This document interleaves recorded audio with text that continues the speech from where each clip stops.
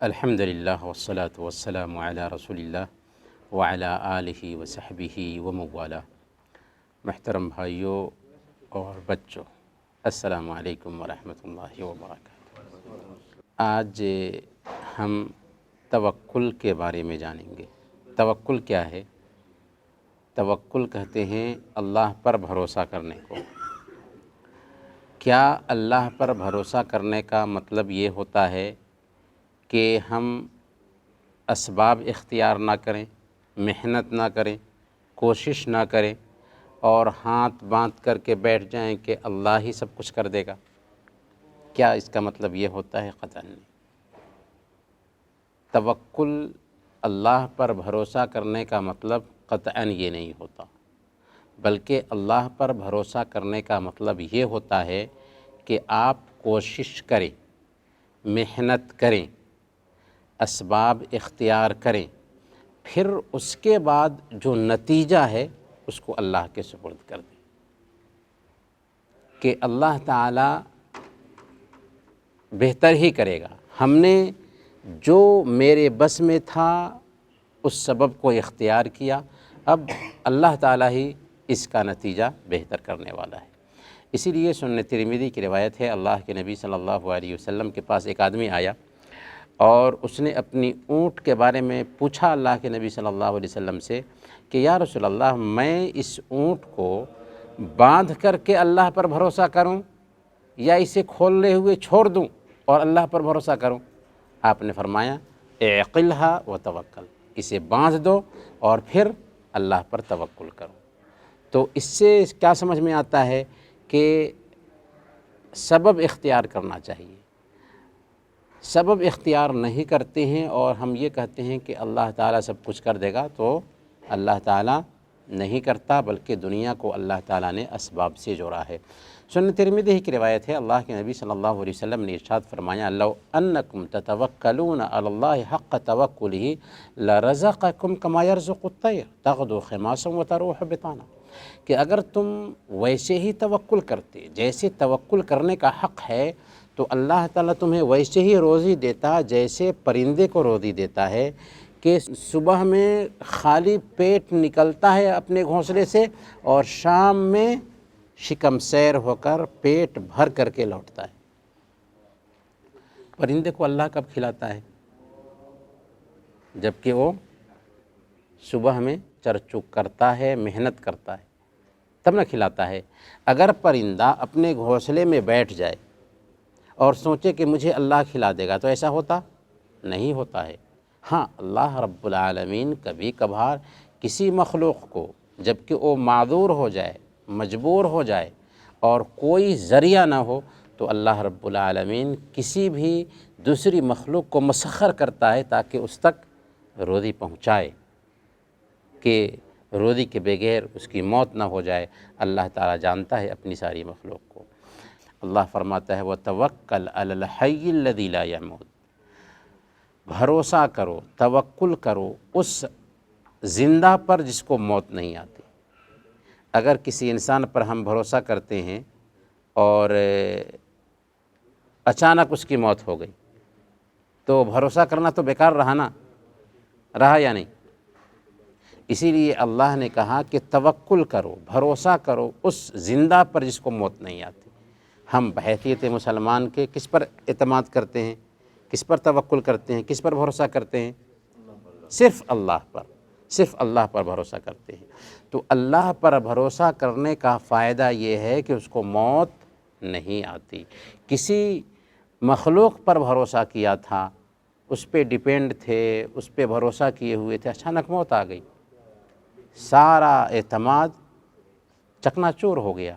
تو اسی لیے اللہ نے کہا کہ اس زندہ ذات پر بھروسہ کرو جس کو موت نہیں آتی۔ وَعَلَى اللَّهِ فَلْيَتَوَكَّلِ الْمُؤْمِنُونَ، اللہ تعالیٰ نے یہ آیت 7 جگہ پر انہی الفاظ میں بیان فرمائی کہ مومن صرف اللہ رب العالمین پر بھروسہ کرتے ہیں۔ اسی لیے ایک بندہ جب گھر سے نکل رہا ہوتا ہے تو اللہ کے نبی صلی اللہ علیہ وسلم کی تعلیم ہے کہ اس کو یہ دعا پڑھنی چاہیے، بسم اللہ توکلت علی اللہ ولا حول ولا قوت الا باللہ۔ بسم اللہ اللہ کے نام سے، ہم نے اللہ پر توکل کیا ہے، نہیں ہے نیکی کرنے کی طاقت اور نہیں ہے برائی سے بچنے کی قوت مگر اللہ کی توفیق سے۔ تو اس میں بھی کیا ہے، اس میں بھی ہم جب گھر سے نکل رہے ہوتے ہیں تو اللہ پر توکل کرتے ہیں کہ اے اللہ، میں اللہ پر بھروسہ کر کے نکل رہا ہوں۔ تو جب ہم یہ دعا پڑھ کر کے گھر سے نکلتے ہیں تو اللہ رب العالمین کہتا ہے کہ تجھے ہدایت مل گئی، تو بچا لیے گئے اور تم ہر شر سے محفوظ کر لیے گئے۔ تب شیاطین کہتے ہیں کہ اس انسان کا تم کیا بگاڑ سکتے ہو جس کو ہدایت مل گئی ہو، جو بچا لیا گیا ہو اور جس کے لیے اللہ کافی ہو گیا ہو۔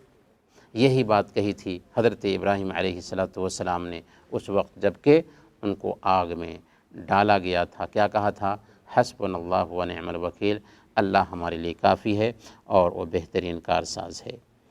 اللہ کے نبی صلی اللہ علیہ وسلم ایک سفر میں ہیں، صحابہ کرام کے ساتھ ہیں، صحابہ کرام ایک جگہ پر رکتے ہیں، اللہ کے نبی صلی اللہ علیہ وسلم بھی وہاں پر ٹھہرتے ہیں اور اپنی تلوار ایک درخت پہ لٹکا کر کے آرام فرما رہے ہوتے ہیں۔ ایک دشمن آتا ہے، تلوار ہاتھ میں لیتا ہے، پیارے نبی صلی اللہ علیہ وسلم کو جگاتا ہے اور کہتا ہے من یمنعک منی، بتاؤ مجھ سے تجھے کون بچائے گا؟ اللہ کے نبی صلی اللہ علیہ وسلم نہایت ہی اطمینان کے ساتھ کہتے ہیں اللہ، کوئی نہیں ہے بچانے والا انسانوں میں، لیکن اللہ کی ذات پر توکل اور بھروسہ ہے کہ نہایت ہی اطمینان کے ساتھ کہتے ہیں کہ اللہ۔ یہ سننا تھا کہ کافر جس کا ایمان اللہ پر نہیں تھا تھر تھر کانپنے لگا، یہاں تک کہ تلوار بھی اس کے ہاتھ سے چھوٹ گئی۔ اللہ کے نبی صلی اللہ علیہ وسلم تلوار ہاتھ میں لیتے ہیں اور پوچھتے ہیں کہ اب بتا مجھ سے تجھے کون بچائے گا؟ اس کا ایمان تو اللہ کی ذات پر تھا نہیں۔ وہ اللہ کے نبی صلی اللہ علیہ وسلم سے معافی مانگنے لگا، چنانچہ اللہ کے نبی صلی اللہ علیہ وسلم کیا تھے؟ رحمت للعالمین تھے۔ کیا تھے؟ رحمت للعالمین، ساری کائنات کے لیے رحمت بنا کر بھیجے گئے تھے، آپ نے اسے معاف کر دیا۔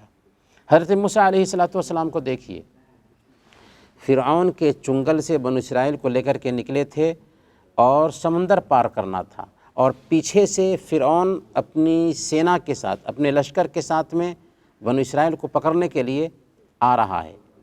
سامنے میں سمندر ہے اور بھاگنے کا کوئی راستہ نہیں ہے۔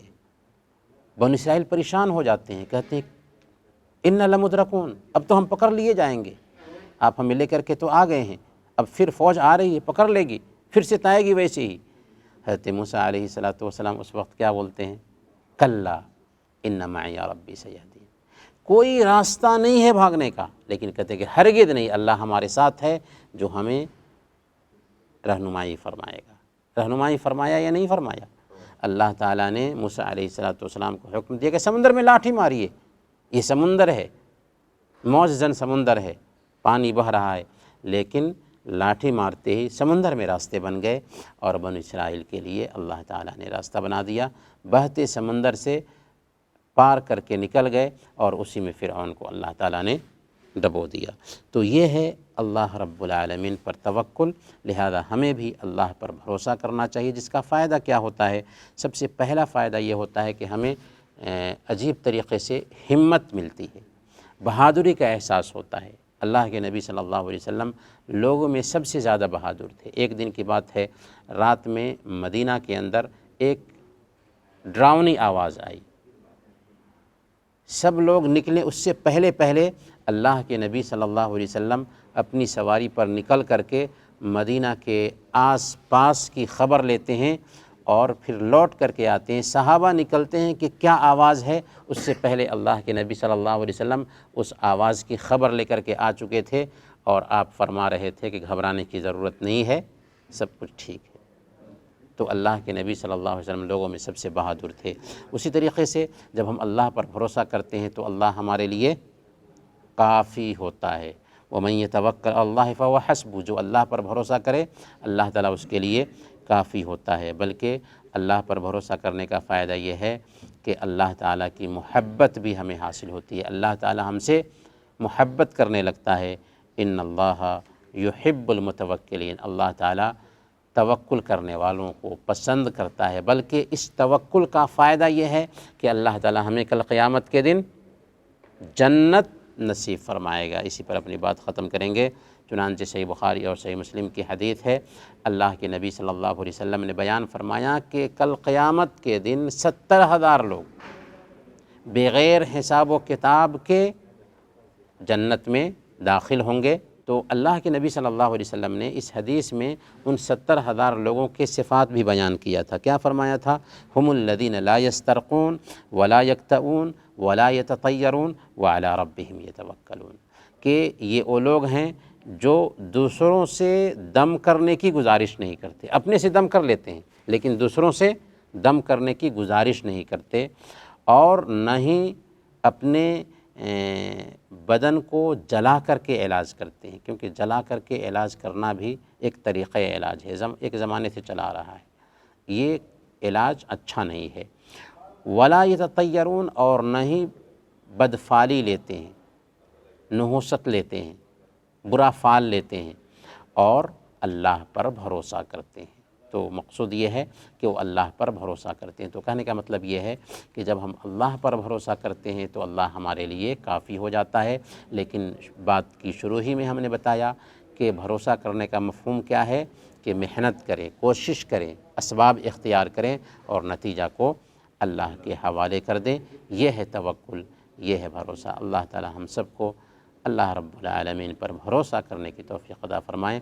آمین۔ وصلی اللہ علی نبینا محمد وعلی آلہ وصحبہ اجمعین۔